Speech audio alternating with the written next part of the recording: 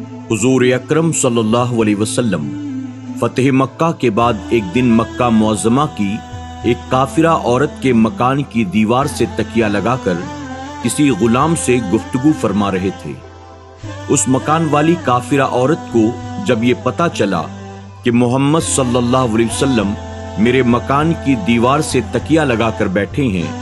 تو بغض و عداوت سے اس نے اپنے مکان کی سب کھڑکیاں بند کر ڈالی تاکہ حضور اکرم صلی اللہ علیہ وسلم کو وہ نہ سن سکے۔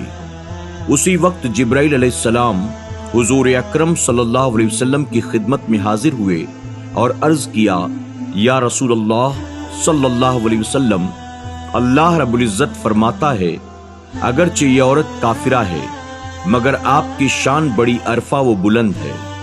چونکہ اس کافرہ عورت کے مکان کی دیوار کے ساتھ آپ کی پشت انور لگ گئی ہے،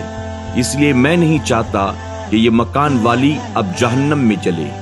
اس عورت نے تو اپنے مکان کی کھڑکیوں کو بند کیا ہے مگر میں نے اس کے دل کی کھڑکی کھول دی ہے۔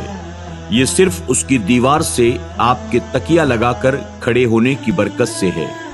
اتنے میں وہ عورت بے چین ہو کر گھر سے نکلی اور حضور اکرم صلی اللہ علیہ وسلم کے قدموں پر گر گئی